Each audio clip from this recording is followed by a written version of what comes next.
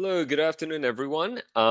We are going to finish up lecture six today, and hopefully, we'll be able to start on number seven. Um, but we're going to see what happens. All right, so let's get right into it. Last time we finished talking about DNA replication, and we talked about the need for cell to divide, right, to replace loss or damaged cells, to grow and to development, for growth and development, as a form of asexual reproduction in some organisms. So today we're actually gonna go into the details of how the division occurs. But first, let's spend a little bit of time talking about the cell cycle. Cell cycle. So the cell cycle basically describes all the events that's happening to a cell um, until after it divides. Right? So let's say you have a cell that splits into two, and we track this new cell. This new cell will grow and get bigger and bigger and bigger, and then it's going to divide and form two additional new cell. So up to the point where it splits into two, that's basically a cell cycle. And we can draw this out.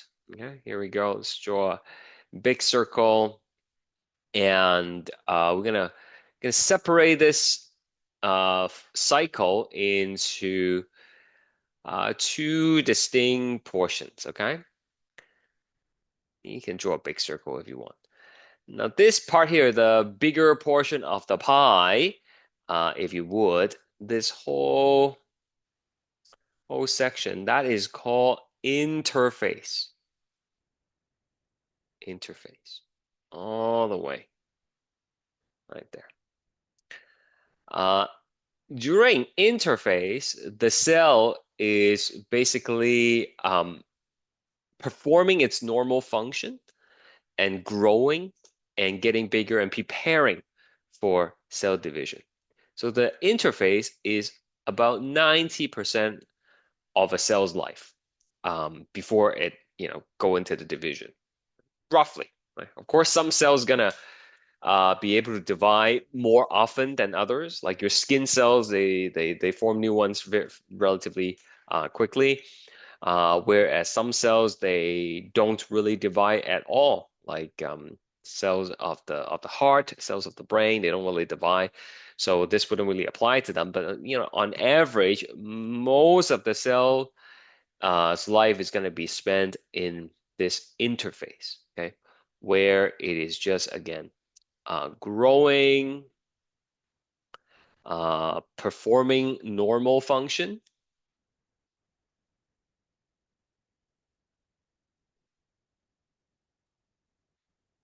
whatever its function is. If it's a muscle cell, it's going to be contracting. If it's a liver cell, maybe it's going to be filtering your blood, so on and so forth. It's just doing its job basically. And then it's going to be preparing for cell division. Okay, eventually the cell is going to be too big. And when it gets too big, it's not going to be able to function efficiently. And so the only path forward is to divide. So this is interface. Now within interface, it's separated into three key stages, if you would. Okay. We have G1, S, and G2. G1 is basically just growth and performing its function. It's always performing its function, okay? But like it's growing at the same time. Growth. It gets bigger and bigger and bigger. Okay, you can't divide unless the cell is big enough. Otherwise, you split it when it's too small, you're not gonna get enough cytoplasm to form new cells. Yeah, so it's gonna grow, grow, grow, grow, grow, and then when it gets to a certain size, then it needs to consider dividing. And before a cell can divide, it needs to copy all of its genetic material. It needs to perform DNA replication, which is what we learned last week. with the helicase and the gyrase and all that stuff, right? It needs to copy all of its genetic material. So that happens in the S phase, right? S is for synthesis. It is where um, DNA replication occurs. And then afterwards, in G2, it's gonna grow some more, and then basically prepare for division.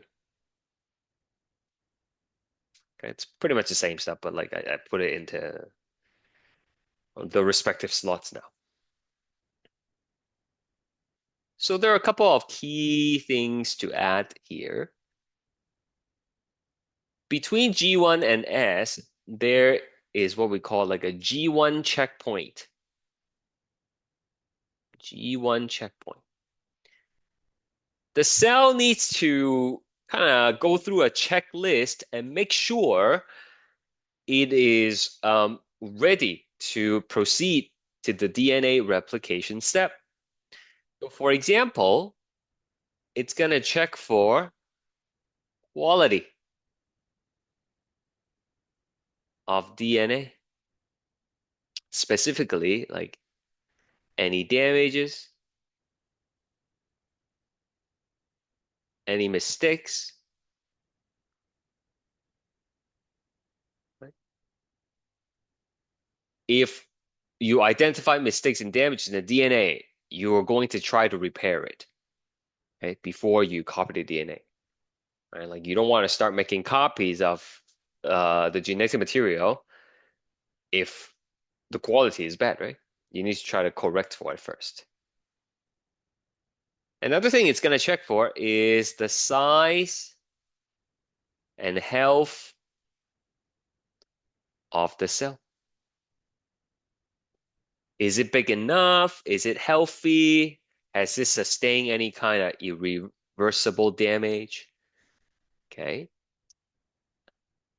You also want to check for telomere length,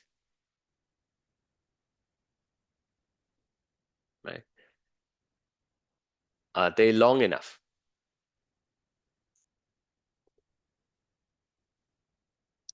Because remember, every time you copy your DNA, the ends get chopped up a little bit, right? And the telomeres are there to protect the ends, to delay the erosion of important genes. So you want to check to see if you have enough telomeres around, or like are they critically short? Right? If they're critically short, you shouldn't be dividing, because if you divide one more time, you're gonna start chopping away useful DNA. Another thing it's going to check for is in order to, replicate DNA, you obviously need to have a lot of resources. Particularly, you need to have nucleotides around, right? So, enough resources.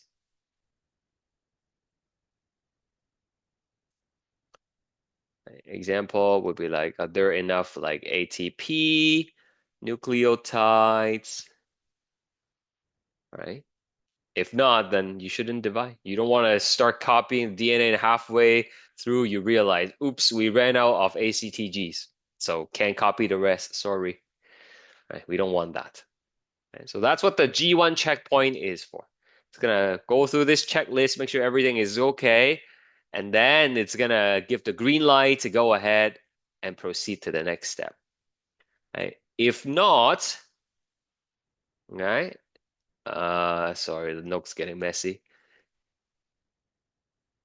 If G1 fails, as in we found damage that we cannot repair, we find mistakes that cannot be corrected, okay, cell is not healthy, or like telomere lengths are too short, so on and so forth. If G1 fails, then instead of going to S phase, it's gonna go and we're gonna have apoptosis. Apoptosis, as you remember, is cell death. Right? Sometimes the cell is like so damaged, DNA is so damaged, like we couldn't keep it around anymore. Let's get rid of it. Right? Sometimes maybe there are no DNA damage, uh, and the health is okay, but then the telomeres are too short. So it can still stay around and continue performing its job, But then it's just not allowed to divide anymore. So it's gonna have like growth arrest. Right? So it's gonna stay specialized. It's gonna stay the way it is, basically continue to perform its specialized function, but you can't divide anymore. Okay. But if all goes well, then we're gonna go ahead and do the DNA replication.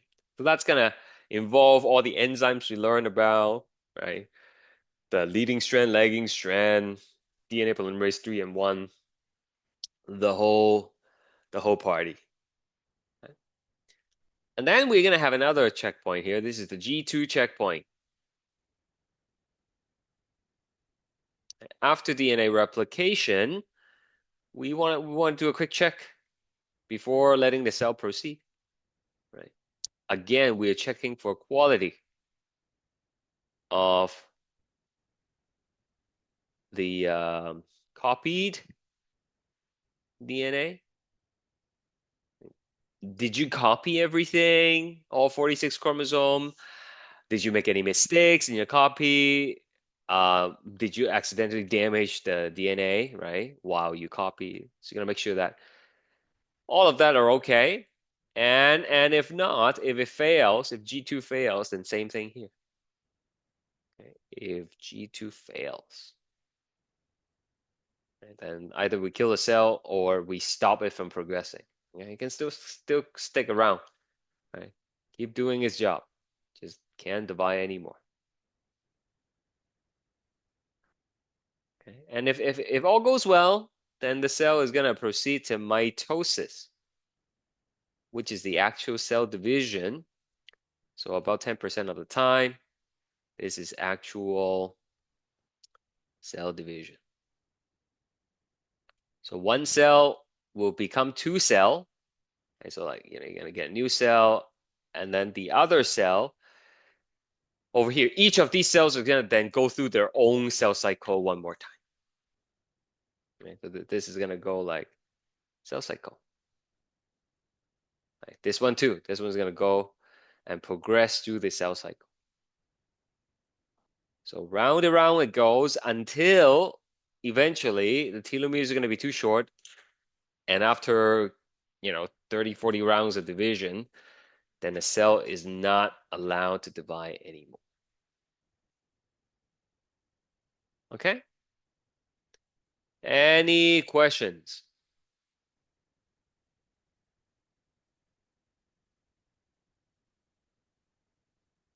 Very good. Thank you, Sophia. So let's go back to here to our PowerPoint.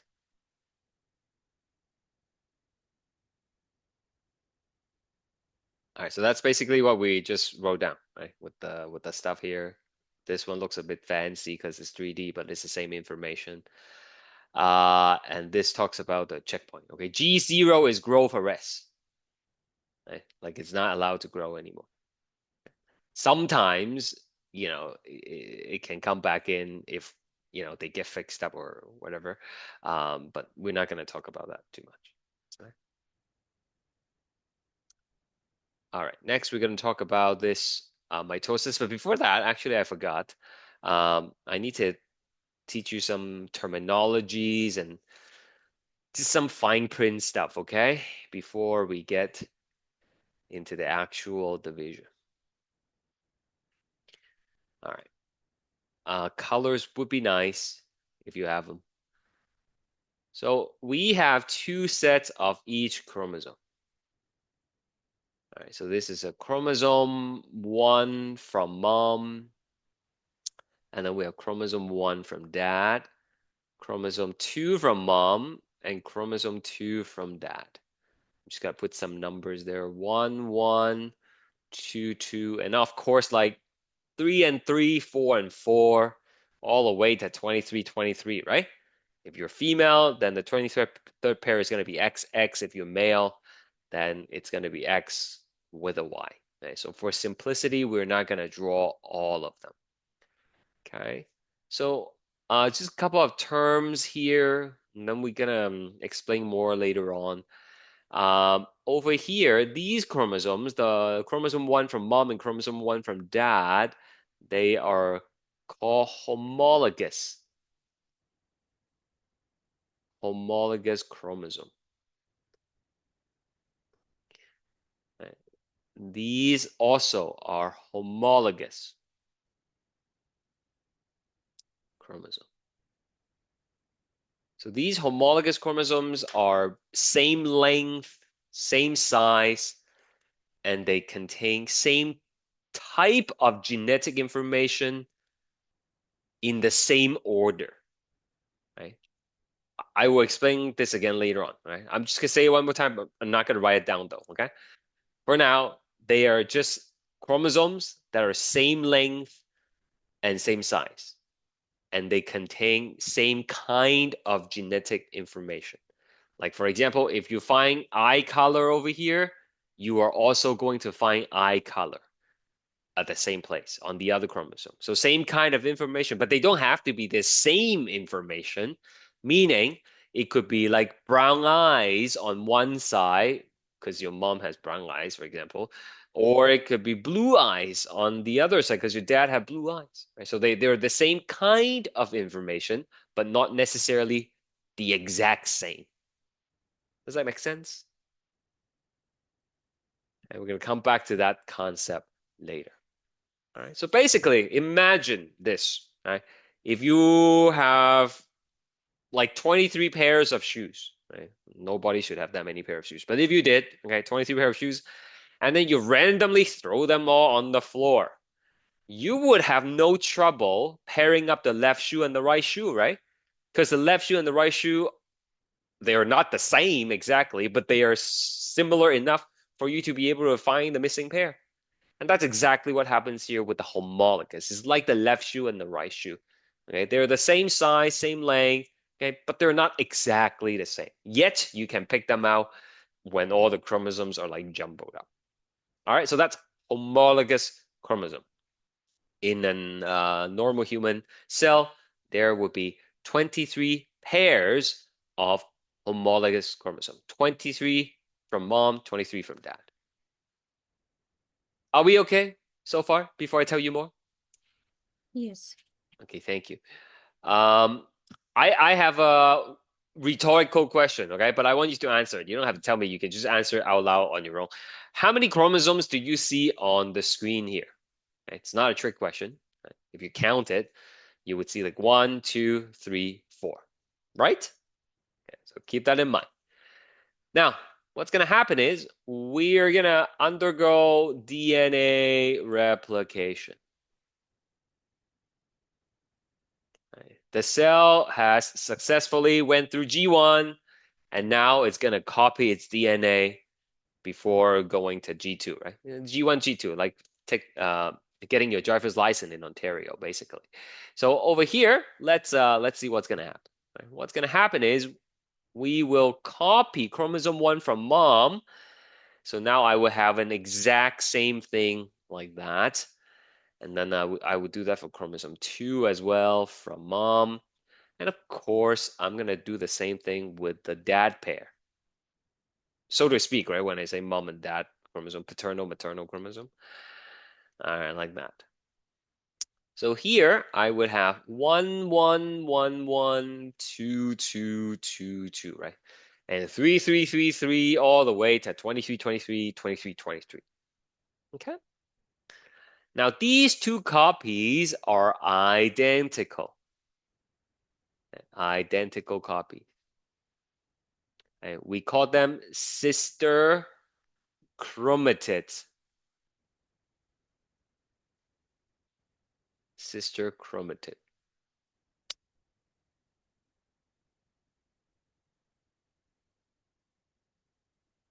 Right? Same thing. Here, identical, so they are also sister chromatids. Okay. Most biology related, uh, not pronouns, but like gender is usually female. Some like people will say, if this is sister chromatids, shouldn't this be like brother chromatids? No, it's sister chromatids, regardless if it's on like the maternal or the paternal copy. Okay, so sister chromatids are identical copies. This and this homologous, right? Just like before. Now, the sister chromatids are actually stuck together, right? And the location at which they are stuck together is called centromere, right? Centromere. So there's centromere here, centromere. I will clarify a few terms with you in a bit with the chromatid and then the chromatin and the chromosome. Just hang in there for now. Okay, so this is an important question next. And we agree that there are four chromosomes here, right? Four chromosomes. Okay, how many chromosomes over here? What do you think?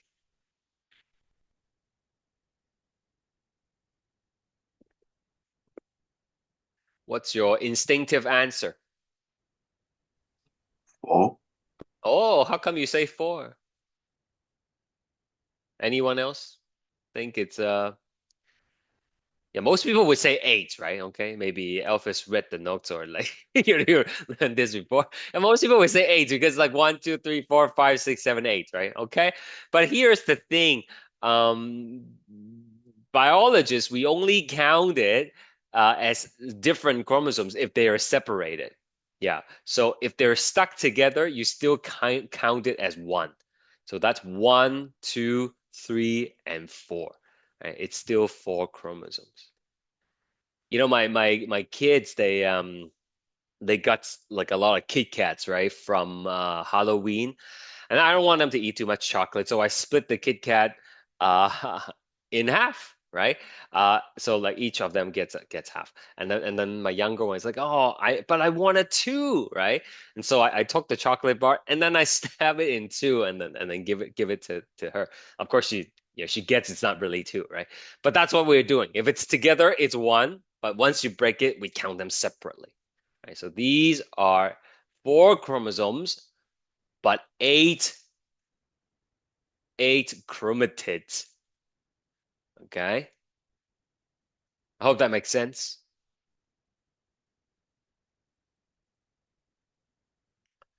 Now, like there's a lot of C words here, so let's try to clarify it. Okay, we have chromatin from before TIN, and now we have chromatid, and then there's like chromosome, and we have centromere, right? Okay. So chromatin is basically DNA wrapped around proteins.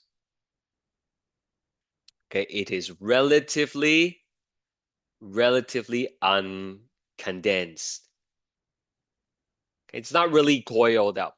Okay, these are barely visible under microscope.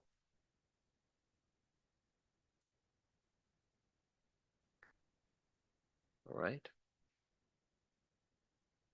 Chromatids, on the other hand, they are identical copies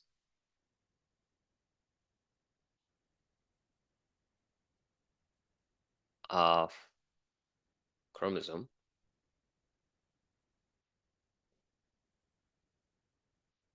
that are stuck together. Okay, connected together if you want to be more, proper with the terms. Okay. So I'm gonna put in brackets sister. Okay, sister chromatids. It's what they're called.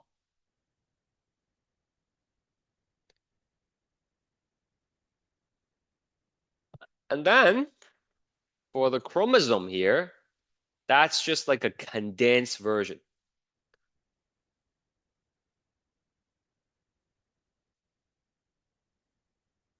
of DNA. If you need to, if you need to move them around, then you need it to be in the chromosome form, and you can see this under the microscope. Okay, visible under microscope. And centromere is just the location where sister chromatids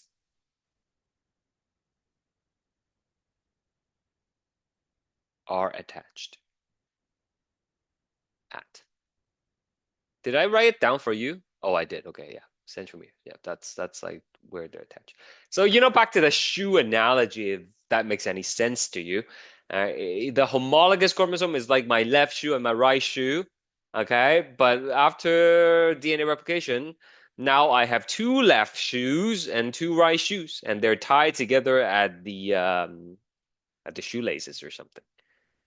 Okay, so two sister chromatids on each side. Any question before we go back to the PowerPoint slides? I'm gonna give you a moment to copy what you need, and then we're gonna go from there.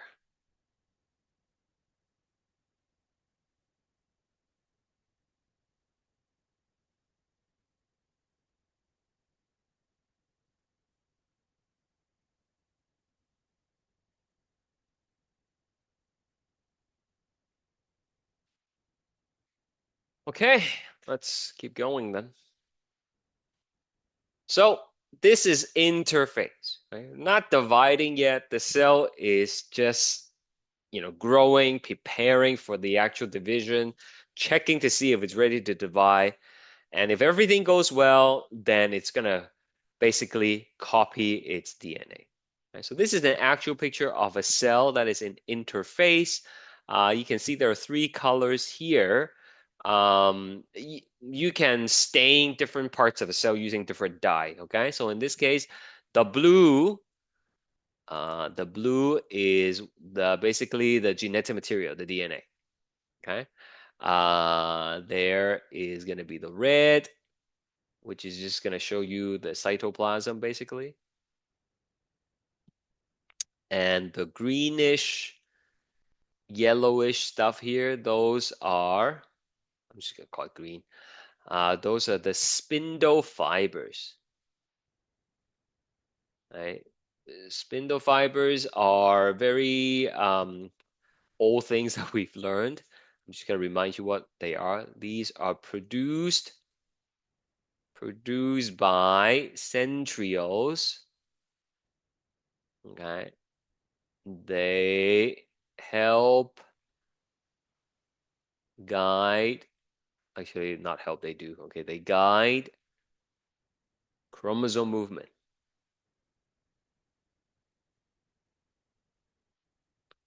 during mitosis. Mitosis is the actual cell division. Okay.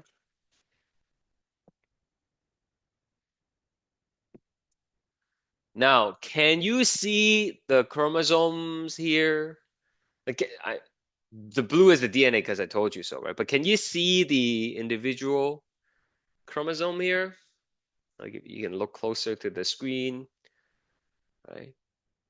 Yeah, the answer I'm looking for is no. Okay, like you can't really see it, right? And you're not supposed to be able to see it because at this point, it is still in the form of chromatin. And so this is relatively uncondensed, and you can't really see it clearly under the microscope. You have an idea that it's kind of there, but you can't make out the individual chromosome. Okay. Once I show you the next picture, maybe it'll make more sense. All right, so let's say G1 passed, G2 passed, cell is ready to divide. Then it's going to go on and do the mitosis. Right? There are 4 stages in mitosis. Please remember PMAT, uh, prophase, metaphase, anaphase, telophase. This is the order in which mitosis happens in. Let's take a look at prophase. Okay, P, to remember it, you can remember P for prepare. Okay, so we're gonna prepare the chromosomes, uh, let them get out of the nucleus, just get them to the place where they need to be so that we can split the cell. Right? So over here, if you look at the picture, focus on the blue here, you can start to see more clearly the individual chromosome, right? And you can make out the outlines of the chromosome, right? Whereas before it was just like a general hue of blue. It's, you can't make out the outlines of the chromosomes, but now you can, okay? Because it's no longer chromosomes. Right? The chromatin has coiled into visible chromosomes. Right? Just to remind you, chromosome and chromatin are the same stuff, DNA and proteins together, but chromosome is more condensed. Right? Chromosome is more um, coiled up, basically, so you can see it clearly. Now, if the cell makes it all the way to prophase, it means DNA replication is completed because DNA replication actually happens in the interphase, right? Right. And so if you make it all the way to the prophase, you've already copied all the DNA, and the sister chromatids are held together at centromere, which is what I told you. We need to get the DNA out of the nucleus, so the nuclear envelope will start to disappear. And the centrioles, which if you look at this diagram are the bright yellow dots in the middle here, right? They are going to produce spindle fibers as the centriole move towards the opposite side of the cell. As prophase continues, the nuclear envelope is completely dissolved, right? That's why you can see the chromosome even more distinctively now. Before they're all like crammed together in the tight space of a nucleus. But now the nuclear envelope is gone. They are spreading out more, right? You can see the individual shape of the chromosome. They're kind of like gummy worms, right? And the spindle fibers attach onto each chromosome at the centromere. So you can see here that's a chromosome, right, with the two halves of the sister chromatids, and that's the centromere. And you will have the spindle fiber attaching to them, yeah, at the centromere. Right? Sometimes you will have spindle fibers that attach on both sides. Okay? So that's it for prophase. Right? That's all the preparation you need for the cell to divide. After P comes M. After prophase comes metaphase. Okay? M for middle. So the spindle fibers that attached onto the centromere of the chromosome is gonna have a tug of war, right? It pulls on both sides, and the chromosome will move one way and the other, and ultimately they're all gonna lined up in the middle of the cell. Okay, so there is a tug of war on chromosome. Okay, tug of war like a rope, and then two groups of people pulling on each side, right? Okay, that's what's happening. The spindle fibers is doing the pulling, and eventually the chromosomes are going to be all in the middle. Okay? So once again, how many chromosomes do you see in this picture? How do you count them? Is it 4 or is it 8? What's the right answer? 4. Yeah, there are 4 right here. Right? 1, 2, 3, 4. 1, 2, 3, 4.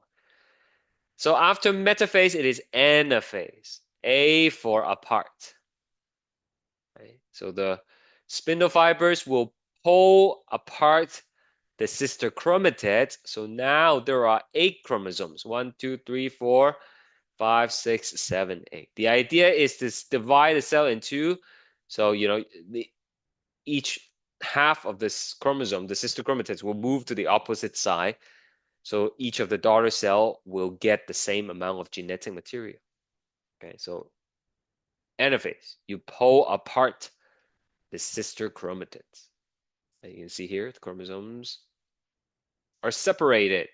They're still chromosome after you separate them. Okay, but I know it says daughter chromosome here, but it's again they are sister chromatids.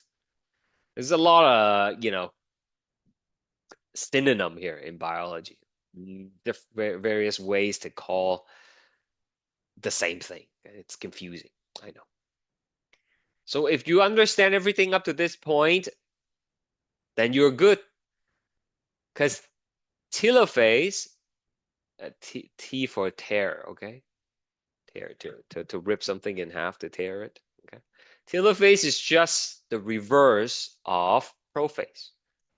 Right? Now we got the chromosomes to be on opposite side of the cell. It's time to uncoil them back into chromatin. And we no longer need to be in the condensed form. We're done moving them. Okay? So let's unpack them. We need to put them back into the nucleus. So we will reform the nuclear envelope. We no longer need the spindle fibers. Will dissolve. They'll get dissolved. Okay, they'll disappear. And then the cell will split in the center. Right? The best way to imagine this is like think of like a big blob of dough, flour dough, play dough, whatever. And you tie a rope in the middle, and then you pull the rope. When you pull on the rope, it will cut the dough into two half. This cutting, this splitting, is called cytokinesis. Okay, so each half of the cell will have roughly the same amount of cytoplasm along with the organelles that it needs, and then that would complete the process of mitosis. All right. I'm not going to ask you to describe this, but you need to know what happens in each stage to answer some of the questions on the test. Okay. So let's take a look at here. Right? We have different cells here undergoing different stages. I am gonna launch the poll. Can you choose the letter that corresponds to metaphase? Which one is metaphase? These are onion cells, by the way.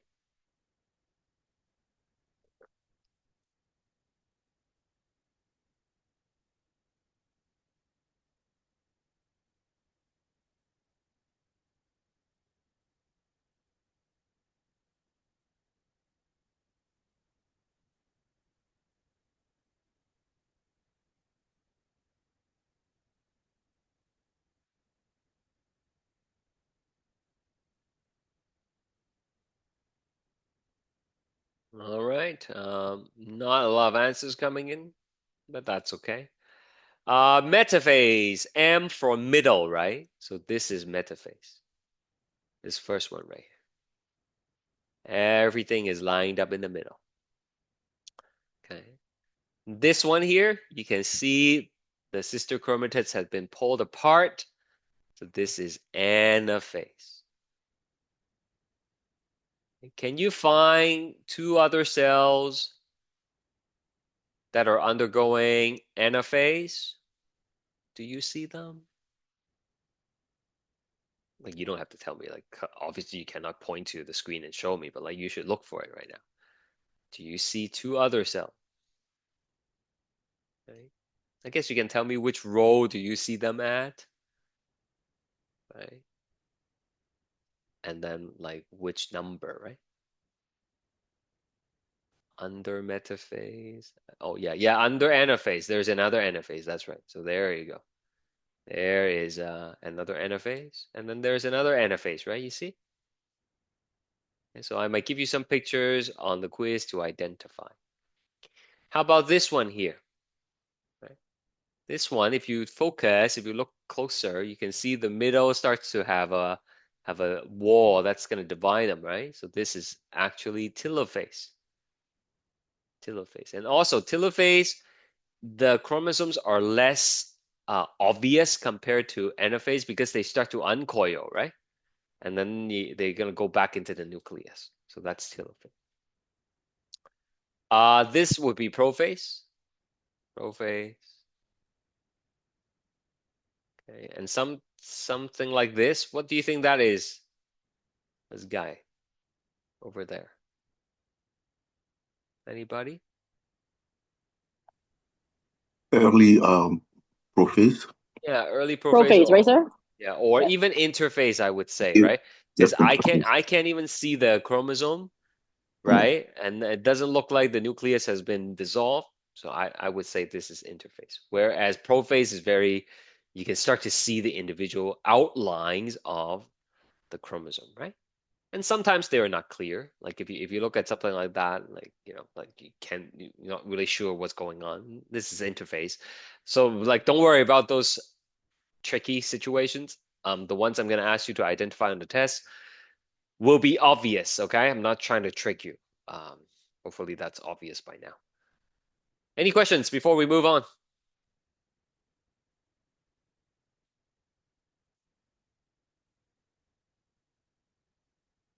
Okay. Uh, let's try this poll question. I'm not gonna stay on it for too long because a lot of you are not participating, so just gonna spend half a minute on it, and I'm gonna move on.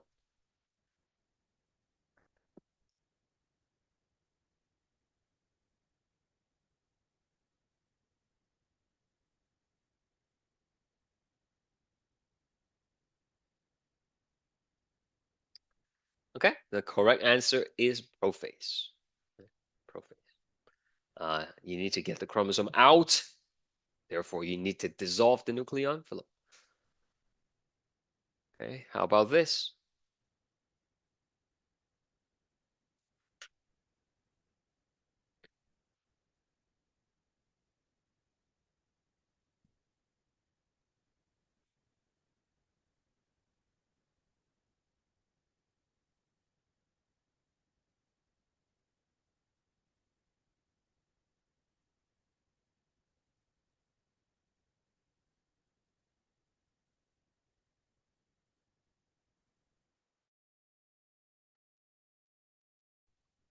Okay, better this time.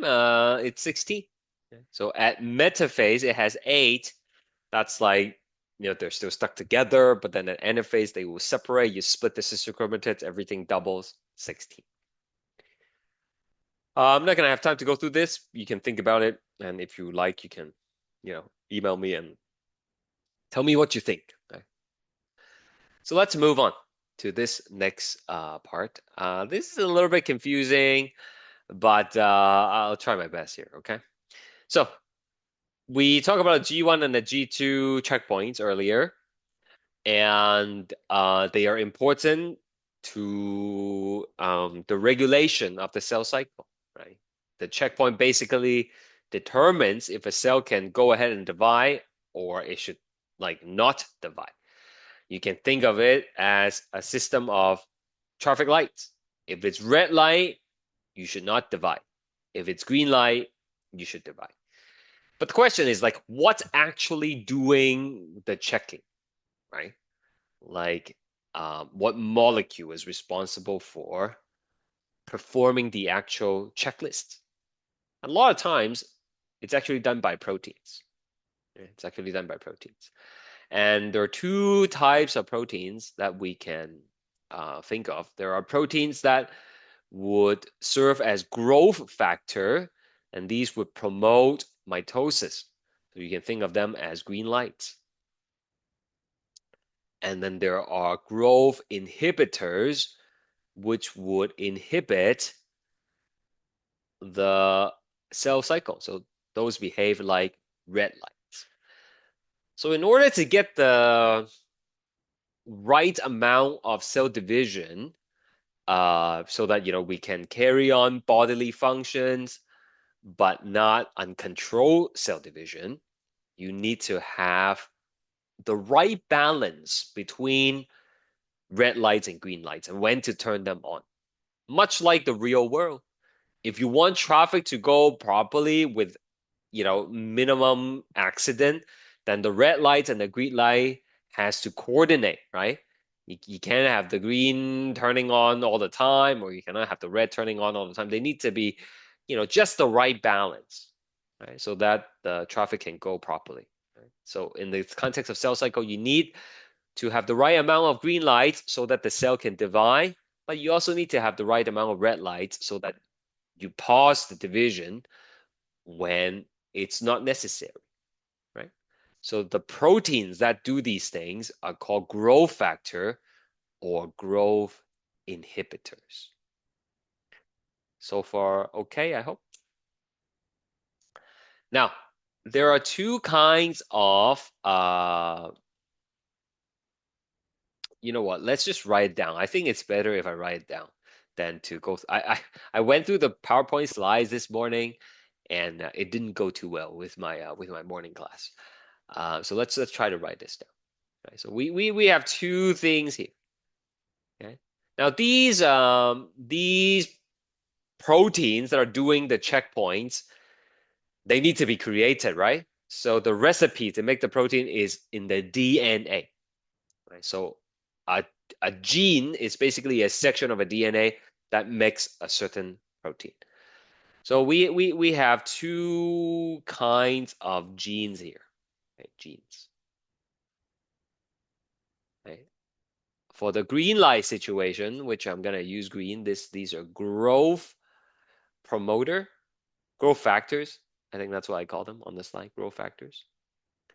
So the gene is they are coded by growth factors are coded by proto-oncogenes.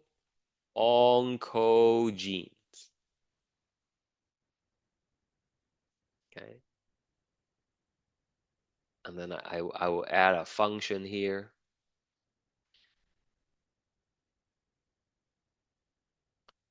And the function of the growth factor is to promote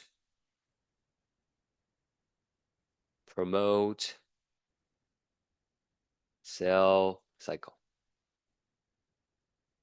Okay. It division, basically.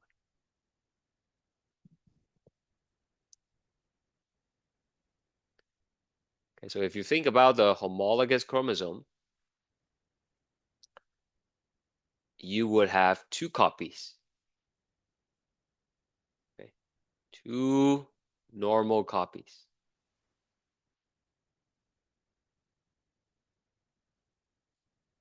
per cell. Now I'm oversimplifying things here, okay? I don't want you to think there's only just one proto-oncogene, okay? There are like tons of them, right? It's not just one green light in the whole town, right? There are tons of green lights, okay? But each green light is gonna come in pairs. That's what I mean by two normal copies per cell. Okay, if you're talking about like another green light, you're gonna have two copies of those as well. Okay, so that's proto-oncogenes. It's the DNA that codes for the protein that will make these growth factors, and then these growth factor acts like green light that would promote the cell cycle and division. Is that okay so far? Like, hopefully that's pretty self-explanatory. Yeah. Thank you, Sophia. And then we have tumor suppressor. Oh, sorry. We have growth. Did I call them growth inhibitors? I did. Okay, growth inhibitors. Growth inhibitors. These are the red lights, and the gene that codes for them, the gene that contains the instruction to make them, right, coded by, we call them tumor suppressor gene.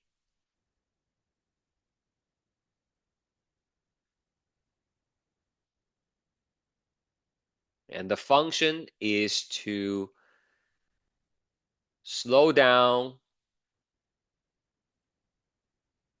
or stop cell cycle or division. Okay. So these are things that will, e.g., repair DNA. They are going to trigger apoptosis, right? In other words, they are the ones that will say stop when something is wrong. Okay? And then the growth factors are the things that will say go when everything is good. Okay? So again, how many of these red lights do you have? There are many, but each kind of red light comes in pairs. Right? Two normal copies per cell. Now this is going to be like a redundant point later on in the course. Actually, you have two copies of all the genes, okay? Because you have two homologous chromosome, right? Chromosome 1 from mom, chromosome 1 from dad, right? It's like you inherit a green light from mom and you inherit a green light from dad, right? And now you have two of them. That's basically the idea, right? Okay. Now this next part is the part that is difficult to explain uh, virtually. Okay? Stay with me. I'll write down the notes for you. Just watch this next part. Okay, I'll go through these things later. Okay, I'll write on the chat. Okay. But here are the green lights. Okay, so pretend you are the cell, and whether you divide or not depends on whether you see the green light or not. Okay, so you have two copies of the green light, right? I told you we wrote it down in the notes, and let's say they're functioning normally. So when all is good, then both green lights turn on, and then you go ahead and divide. Okay. But then if you don't need to divide, sometimes you don't divide, right? Because it's like the cell is not big enough yet, or you have enough cells, you don't need to divide, then we turn off the green light. Okay. So this means divide, this means not divide. That makes sense? That's very easy, right? That's not the confusing part. Now, because the instruction to make these green lights, the instruction to make these proteins are in DNA. And when we copy the DNA, it's possible we made a mistake. So it's possible for these instructions, for these genes, the proto-oncogenes and tumor suppressor genes, for them to mutate. And when they mutate, they don't work properly. So a proto-oncogene, when it mutates, it becomes an oncogene. I'll write down for you in a bit. Basically, what that means is it gets permanently turned on. And so what happens is you get one of the green light that's always on, right? So instead of, hold on, let me just try to fix this PowerPoint here. It should work now. Give me 1 second. It's coming, it's coming. Okay, instead of like, go and stop and go and stop. Now what happens is go, and then when you're supposed to stop, only one of them is working. Only one of them is able to turn on and off. The other one on the left side is permanently on because of the mutation. So even though you try to say stop, the cell will not stop. It will be looking at the green light that's always on. And then it will keep on dividing despite the normal copy is telling it to stop. Do you understand? Okay. Normally, it's like, go and stop, go and stop. Now it's like go, and then even though you try to tell it to stop, it's not going to stop because you have one copy that's always on, right? So this is called a gain of function mutation. Right? Mutation.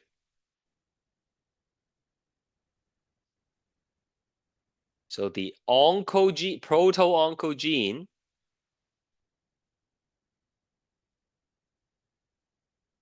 once it's mutated, it becomes an oncogene. Okay, this is normal, this is bad. Right? And proto-oncogene is always on, always activated. Okay, the analogy is like always activated. It's called a gain of function mutation. And basically the green light is always on.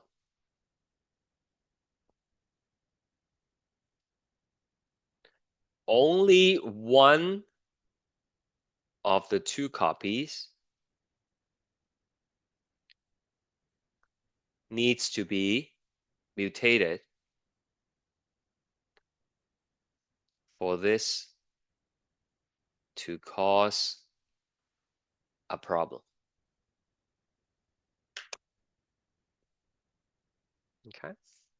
As I try to show you with the animation, sort of animation, doesn't matter if one of the lights is still on and off going normally, the other one is always on. So the cell cycle will continue to go. It will keep on dividing, following that light that is always on. Questions?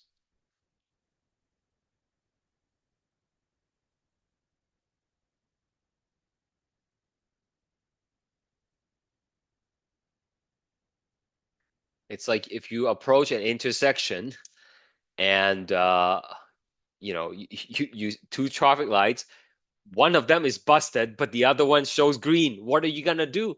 You're gonna go, right? You're gonna assume it's green light, you're gonna go. That's exactly what's happened here with the gain of function mutation. Okay. Now let's take a look at the tumor suppressor gene. A tumor suppressor gene works a little bit differently. All right, so here we go. Um, Tumor suppressor genes are red lights, right? So you have two red lights. So when the red lights are on, do you divide or do you not divide? You do not divide, right? Do not divide. No.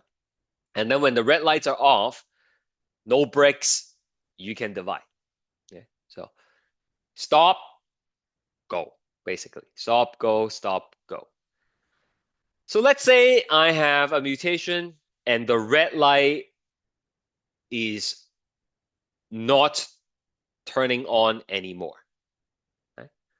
So one of the red light is busted, it doesn't turn on anymore. Right? We call this a loss of function as opposed to a gain of function because it's not working anymore. It's permanently off. But that's okay. Like I can still tell you to stop. Right? Now this is go, this is stop. Even though this light is busted, this one is not working, broken. That's okay. I have one red light that's still turning on.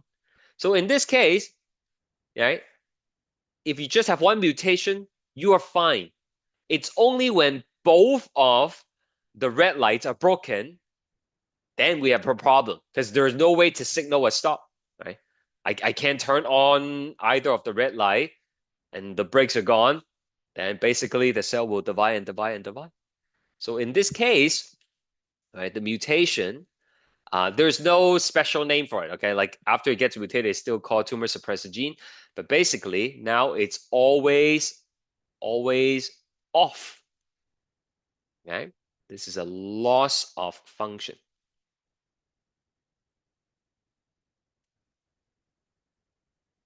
okay? Both copies need to be mutated in order to cause a problem.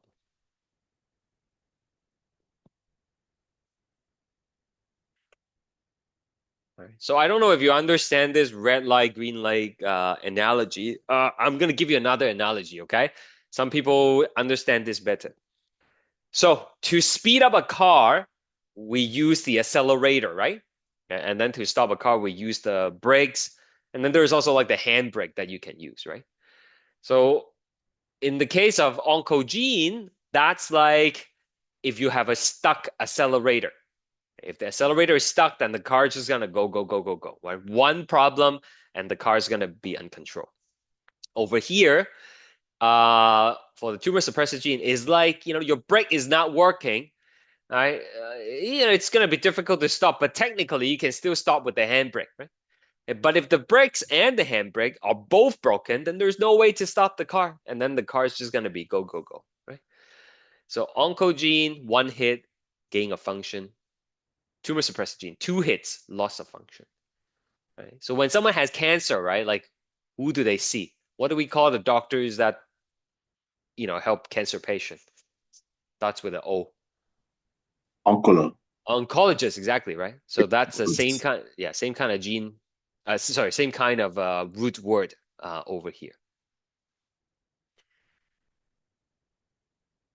Any questions before I tell you more, just a little bit more, and then I'm gonna give you a break.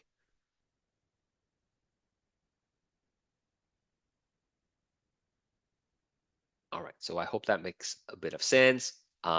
These are the same stuff that we wrote down. You can read through it yourself and see if it makes sense. Right. So in real life, though, it's because, like I said, there are many red lights and green lights in the cell. It's not like if you break one of them, then you're gonna get cancer. Okay? That's not necessarily accurate. Uh, it takes multiple mutations, generally speaking, for the cell to become uncontrolled. Yeah, but let's just keep it simple for now, right? And we're gonna talk about how mutation is related to cancer. So these mutations can be inherited, meaning you got them from your parents because they are in the DNA, right? So if the parents have the genetic mutation, it's possible for them to pass it on, right? It's not guaranteed. It depends on many things, which we'll learn later on, but potentially can pass it on. Cancer can also be acquired, right? Like it's something that you got throughout your life because of exposure to mutagens, right? Like UV light increases the risk of cancer. Alcohol increases the risk of cancer. Smoking increases the risk of cancer, right? Or you can be doing everything right, okay? You don't do any kind of these behavior that increase your risk of cancer, and you might still end up getting cancer just because of bad luck, yeah? Because when you copy your DNA, it's possible a mistake happens, and then it causes the cells to mutate, right? But if it happens after birth, right, it's called acquired, but sometimes you can inherit it. And in some cases, a person can inherit genes that makes them more likely to have cancer uh, than other people. I'm just going to read it to you first, and I'll explain. When someone has inherited an abnormal copy of a gene, their cell already start out with one mutation. Then it makes it easier for the cell to become cancerous. To use our analogy, if a person is born with one broken red light, then it only takes one more mutation to break the other one before there are no stops, right? There is also the idea of penetrance, right? Sometimes just because you inherit a bad gene does not automatically mean you're going to get a particular condition, in this case, cancer, right? If something has complete penetrance, okay, it means this is guaranteed, okay, for certain, for certain. If you get this gene, guarantee you're gonna get the disease. That's complete penetrance, right? Many conditions are not like that.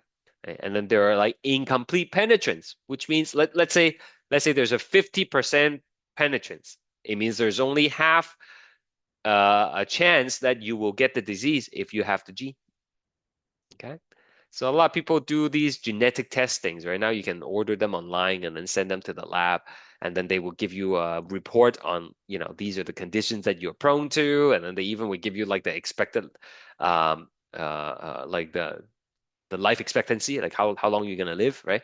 But all these things are, haven't really taken into consideration of penetrance, right? It's not guaranteed in many situations. Okay, so in general, inherited mutation leading to cancer have incomplete penetrance, meaning not everyone with the mutation will get the cancer. But it does increase your risk in a lot of cases. Okay, so there is a gene called BRCA1 gene.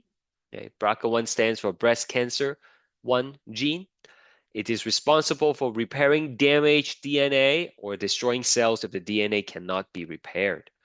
And because of this, it actually prevents cell division in the event of irreparable errors. And that's why it is a tumor suppressor gene. Now, this is going to tie it into everything we've learned.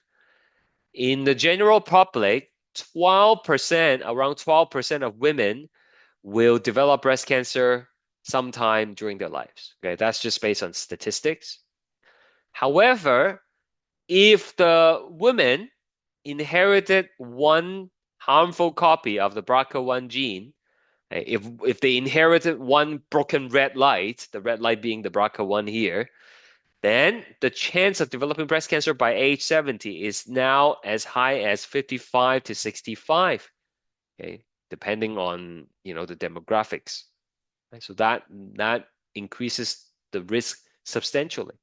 Right? So the inherited form of the disease is often going to happen earlier in life because there's a higher chance of developing it than the uninherited form.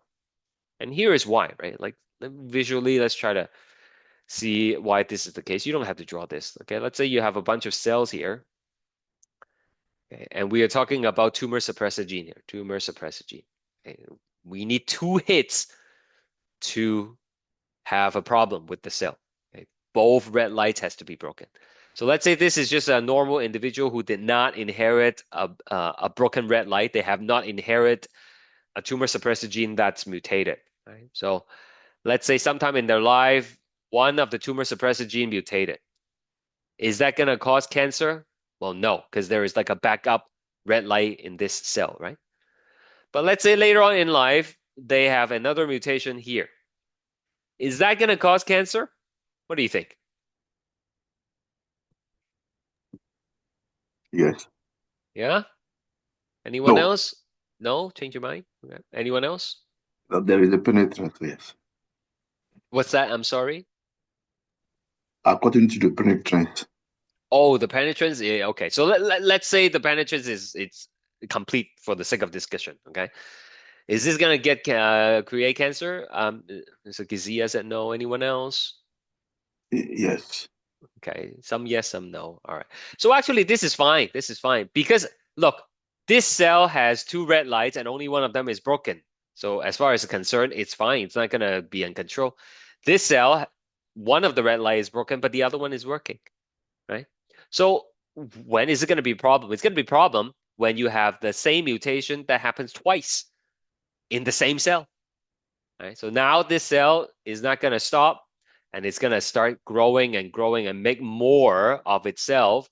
And each of these is going to make more and more and more, right? Okay. But that's an unlikely event. Okay. Having the same mutation that happens twice in the same cell is an unlikely event. You have so many cells. Okay. Like, what's the chance that it's going to be happening in the same cell?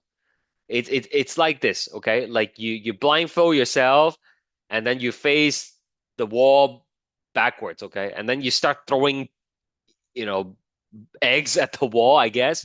What's the chance you're gonna hit the same spot twice? Okay? Like it's not very likely, right? That's what I'm trying to tell you. However, in another situation, let's say you have these all these cells, okay?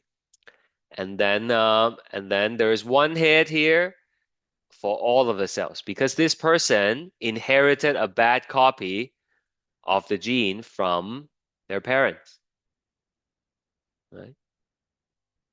So there's one copy that's bad in every single cell. Every single cell has a broken red light.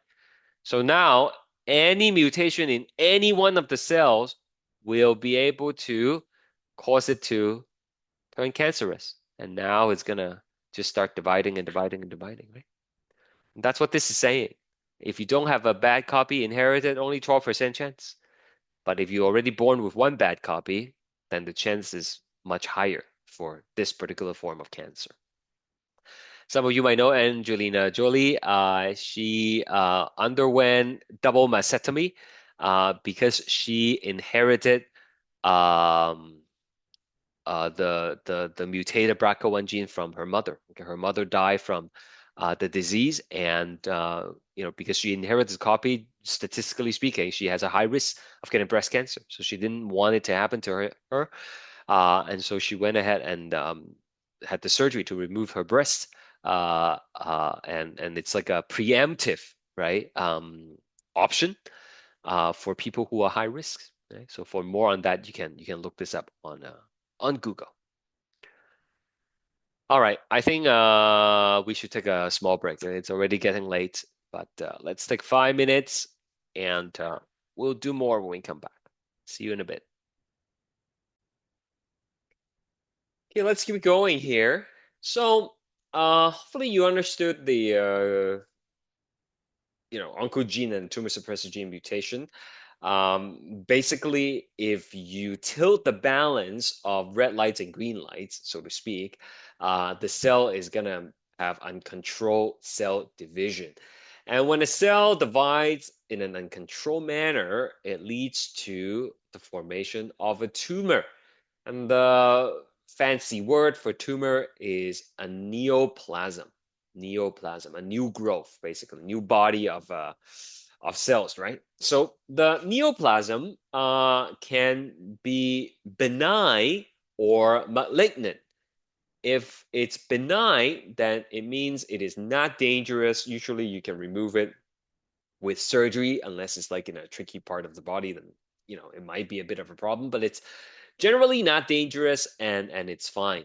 Whereas if it's malignant, then that means it's cancerous. And of course, as we all know, cancer can progressively get worse and are dangerous to health. And so when someone has a tumor, one of the first thing that the doctor would order is to get a biopsy. And a biopsy is basically, biopsy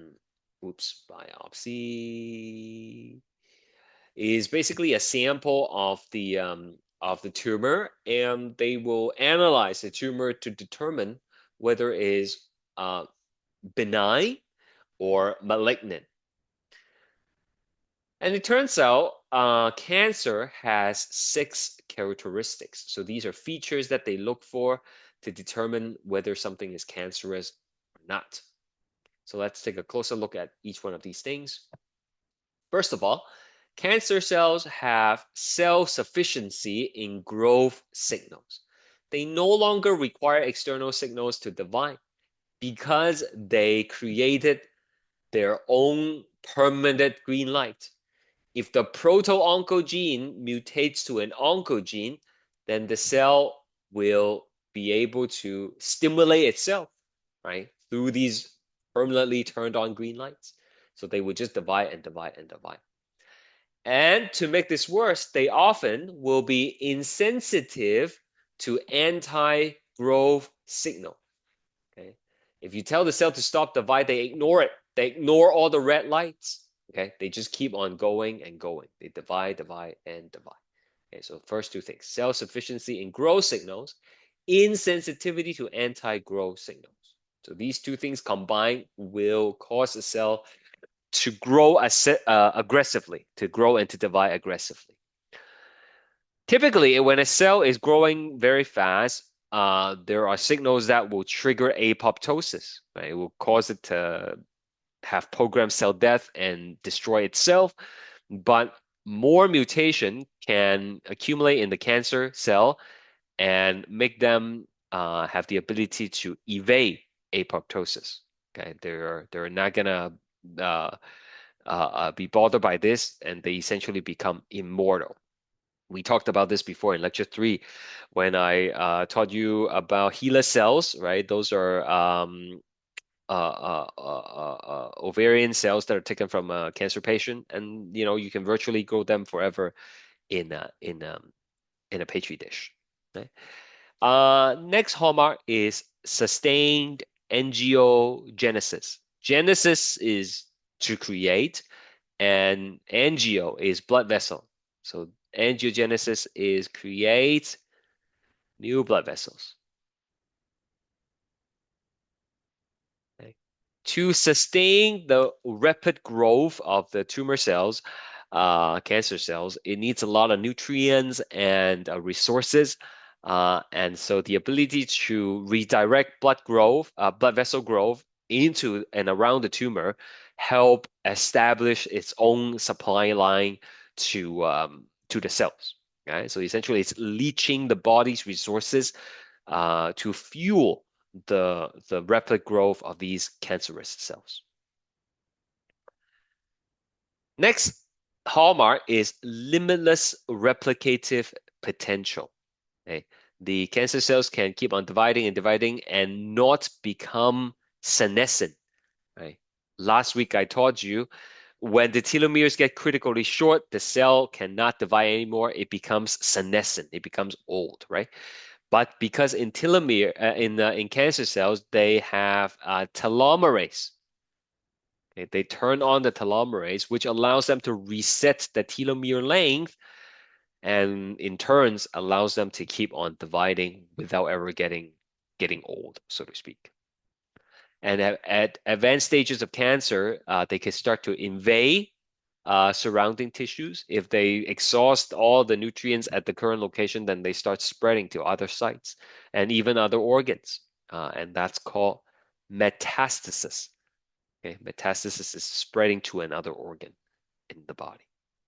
Okay, so there you have it. Those are the 6 hallmarks of cancer. And that's it for this lecture. Okay, I mean there are some questions here, but you can work on them. All right, we're gonna end the lecture here and start on number 7. Does anybody have any question though before we start number 7? No, we're good. All right, thank you. All right, number 7. Here we go.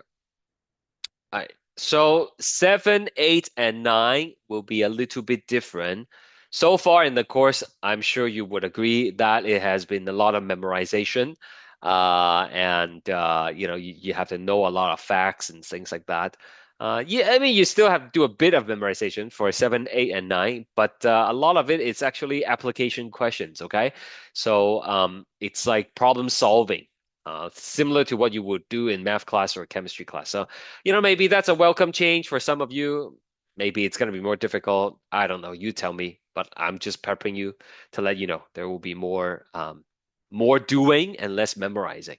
Okay, so lecture 7 is about protein synthesis.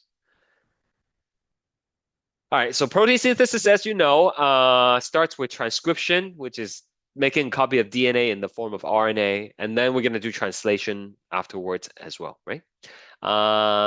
Looking at the time, we probably have time to finish transcription today. We will see how that goes. But before then, let's go through some key terms here that's going to come up for the next little while. Okay, first, if you look at all your genetic materials, okay, if you look at all the DNAs you have in your cells, that is called the genome, okay, your genome. So when we say the genome of an organism, we're referring to all of its genetic material. Okay. Of course, your genetic material is separated into 46 chromosomes, and on these chromosomes are genes, which contains the instruction to make the proteins. Right? So as an analogy, genome is like the entire book. Okay, so this is genome, the whole textbook. And then the chromosomes are like the chapters. Right? So you have like 46 chapters in this textbook. Now, within each chapter, you're going to have section. Like section 1.1 is going to teach you about chemical fundamentals. Chapter 1.2 is going to teach you about, macromolecules or whatever, right? Like, so each section is going to teach you a specific topic. So the section would be like a gene. So on chromosome 1, you have multiple genes, and each gene are the instruction to make a particular protein. Okay? It could be instruction to make a proto-onco, like a growth factor, right? Then this gene would be called proto-oncogene. It could be a gene that gives you instruction to make a growth inhibitor. We would call this a tumor suppressor gene. So there are many different genes. Each gene are basically instruction to make a particular protein. Okay. Now, where do you find the gene? Right? Just like if I wanted to find chapter 6.4, then you have to know the page number it's on, right? So the location of the gene on a chromosome, it's called the locus, which is analogous to the page number. Okay. Knowing the location, and we actually know all of it. You can actually search this up on like an online database, which I'll show you later on in the course. But knowing the location of the gene is important. Right? For example, people who have type 1 diabetes, they cannot make insulin. All right. So if we want to make insulin for them, we actually need to know where the insulin gene is, like which chromosome is on. And once you find the chromosome, you have to know which part of the chromosome it's on, its specific locus, its specific page number, so to speak. Okay. So let's revisit some of the terms we wrote down today earlier. I told you we have homologous chromosomes. Chromosome 1 and 1 are homologous. 5 and 5 are homologous, right? 7 and 9 are not homologous. They have to be the same chromosome number for them to be homologous. Right? You would get one of the homologous chromosomes from mom and then the other from dad. They are same length, same size, okay? And they have same type of genetic information in the same order, but it might not be the same version. Okay, so over here we have gene A, B, C, D, and on the other side you also have gene A, B, C, D. Sometimes the gene may be the same. Okay, maybe both of your parents have brown eyes, then you're going to inherit the brown eye gene from both of them. Sometimes they could be different. Okay, maybe your mom has dimples, like when you smile, you have that little indentation here, right? Maybe your mom has dimples and your dad does not have dimple, so you inherit the dimple gene. This is for real, okay? Dimples is genetically related. You will inherit the dimple gene from mom and no dimple gene from dad.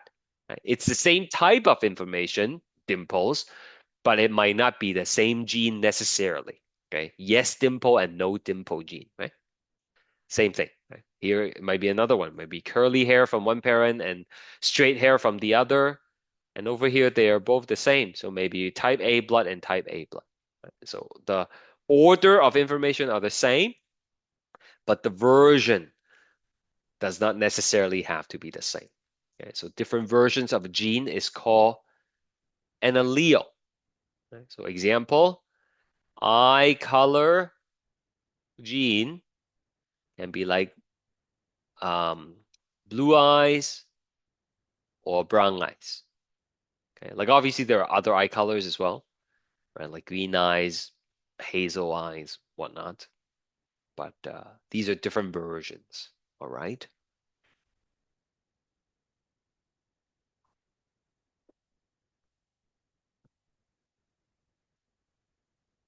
Okay, so here we have the central dogma of biology, which I introduced to you earlier in the course. Transcription is to copy a section of the DNA. You don't have to copy all the DNA. You just copy the section that you need in the form of RNA. What I did not tell you at the time was that the RNA that you make from transcription, it's not yet ready to be converted into protein. You actually need to modify it a little bit, and that's called post-transcriptional modifications. These are modifications that you will make after transcription. That's why it's called post-transcriptional modifications. Okay, we'll learn about that probably next class. And then there's translation, which is where the ribosome comes and use the copy to actually create the protein. Let's focus on transcription today. Why are we doing it? Well, DNA is too big to leave the nucleus. Right? It's not going to fit through the pores.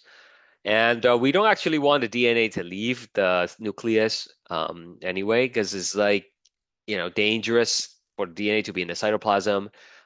It might get tangled up. It might get degraded. So we want to keep it nice and safe inside the nucleus. All right, so you only copy the part of the DNA that you want, uh, and only when you need it, right? So this also adds a level of control. Right? You're not always making all the proteins because you don't need it. And you don't actually need all the proteins in all the cells anyways, right? Last time I told you the proteins that your brain cells need are very different from the ones that your liver cells need. And even of the ones that you need to make, you are not making it all the time, right? You just think of a recipe book. You're not going to cook all the recipes in the book. You're just going to cook the ones that you need and you want and when you want to do it, right? So that's basically a level of control. Base pairing rule that you already know is A to T and G to C. I'd be a little bit disappointed if you don't know this by now in the course. And the same rule applies to DNA and RNA. Because in transcription, we are making RNA from the DNA, So we need some kind of pairing rule as well. Of course, there are no thymine in RNA. So instead, we will have uracil. So A to U and G to C. Okay. Let me try to draw this out for you, and then we're gonna do some practice, and that will be it for today. Right, so transcription.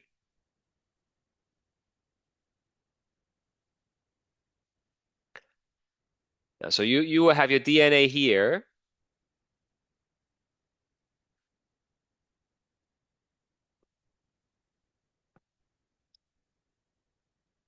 Okay, and DNA.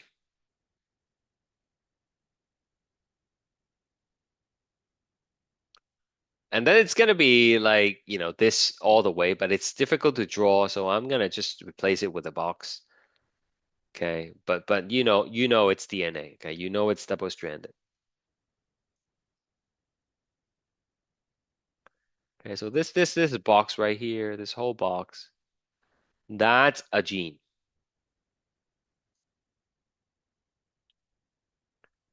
Instruction to make protein.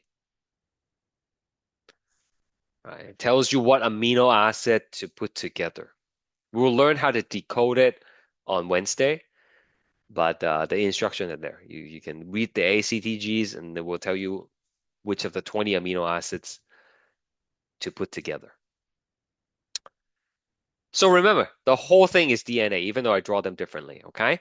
Which means the whole thing is just a bunch of ACTGs. So how do you know where it begins and where it ends? Well, it turns out at the beginning of a gene, there is a special sequence here, and this special sequence is called the promoter. Promoter is an AT-rich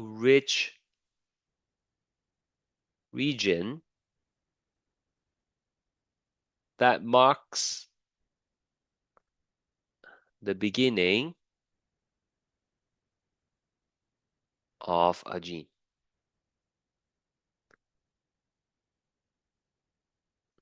Remember, AT are easier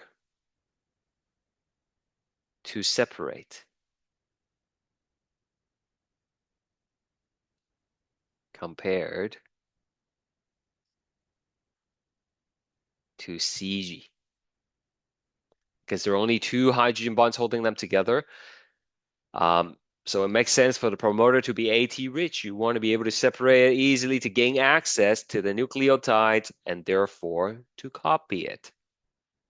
Okay, so that's the promoter. So the enzyme that will come and attach onto it is the RNA polymerase right here. We are building RNA this time, so it makes sense to use RNA polymerase.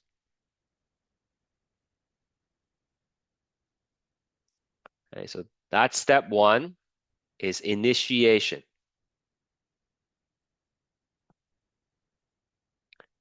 RNA polymerase attaches onto promoter and unzips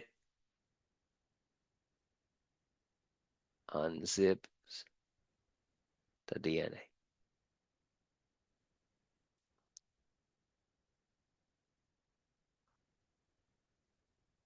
And then it's going to move along, okay?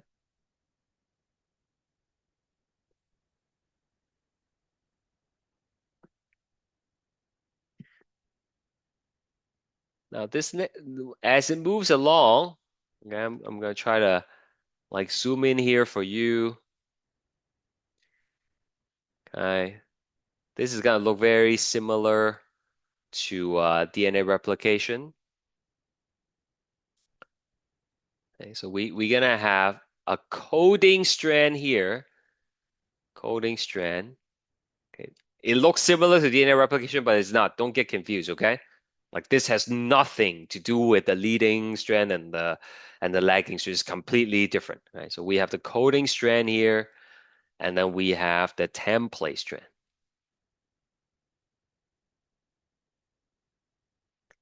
Okay, I'm not gonna put the 5' and the 3' to make it too complicated, but we have a coding strand here. I'm gonna put some nucleotides A, T, C, G, G, C, T, A, T, whatever, it doesn't matter. Okay, so the coding strand, let me do a quick note here. This is the strand that contains the instruction.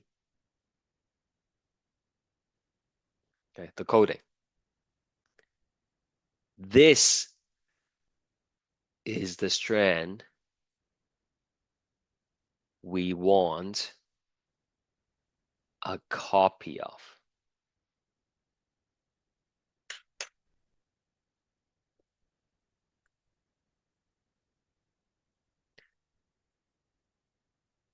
Now, we talked about this last time. Right? I'm going to give you a moment to catch up first.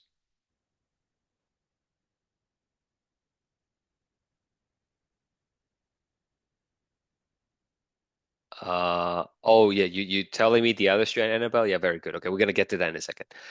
All right. Now, last time I told you,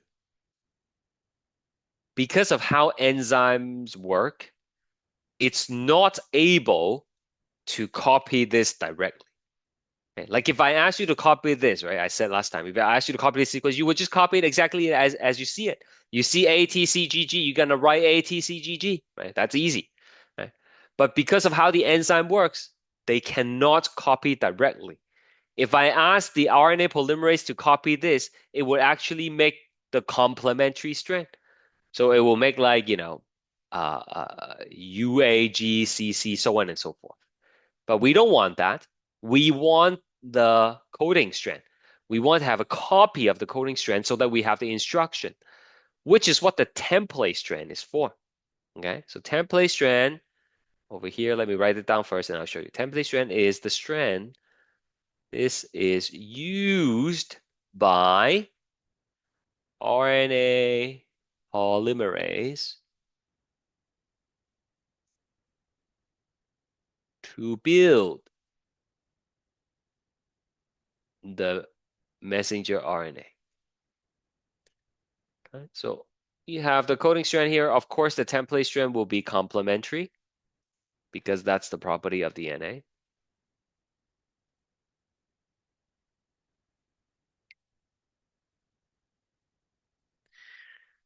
So then we have our RNA polymerase here. Maybe a little bit too big. Let's try to draw a smaller one here. And it's going to be moving along. And what it does is it will use the template strand. So when it sees a T, it's going to put an A. When it sees A, remember we're building RNA, so we have to use U. And then C, G, G, C, U, A, so on and so forth. So let's say it has been building for a while. Right? So this here, the thing that we just built, it's mRNA, which if you pay attention is actually identical. Same information as the coding strand.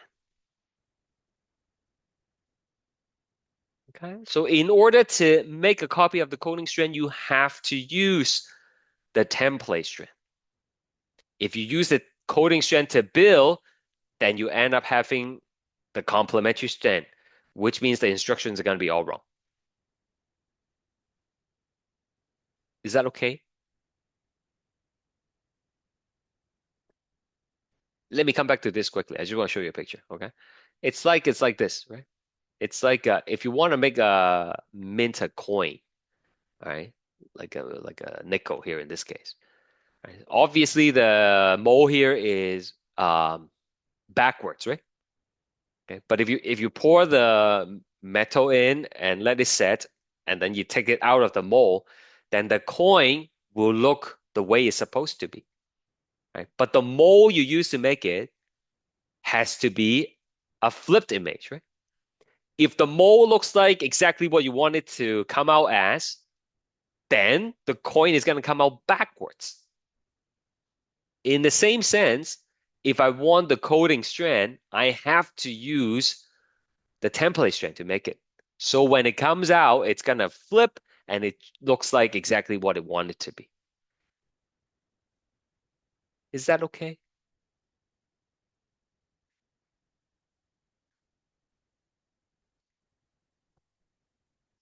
Okay. If it doesn't make sense, please help me. Please ask me some questions. Okay. Let me know how I can help you. All right. So Um, also, unlike DNA replication, where the bubble gets bigger and bigger and bigger as time goes on, this is not what happens. This is step number 2 here. Okay. Step number 1 was initiation. Step number 2 is called elongation. Elongation.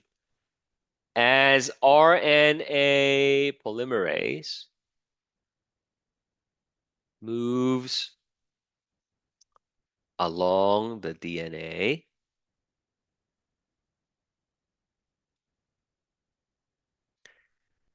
it unzips DNA ahead and rezip, I guess. I don't know if that's a word. Like it closes, rezips, rezips DNA from behind.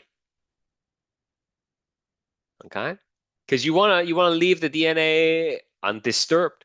You only need to make a copy. So you unzip the things ahead and then you close up the stuff that you finished using. Okay? And RNA polymerase uses the template strand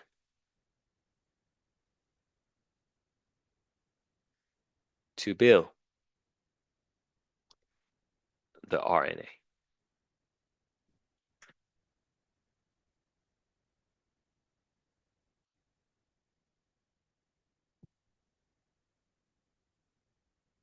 So that's going to keep on going for some time until you copy the whole gene. So we started at the promoter sequence, which is a lot of A's and T's. You're going to keep on going until you reached the end of a gene, which has another name. Okay, I'll post this note later if you haven't had a chance to copy everything. So number 3 here, that's an other sequence. This is called the terminator sequence. Terminator sequence, which marks the end.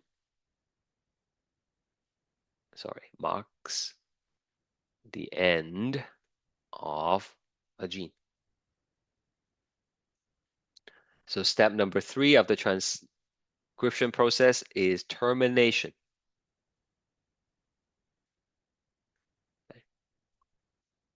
RNA is released when RNA polymerase reaches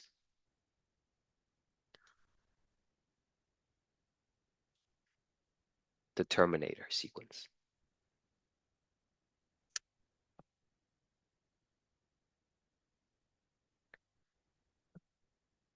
All right. So I have 3 examples in the PowerPoint slides. It's not something we can do in 5 minutes, so I don't want to rush through it. We'll just stop here for today, and please come to Wednesday's class. It's very important, okay? There's a lot of work that we're going to be doing, like problems that we're going to be solving. So please do take the time to attend. Okay? That's it for now. Thank you. Have a good day. See you Thank Wednesday. you, sir. Have a good day. Yeah.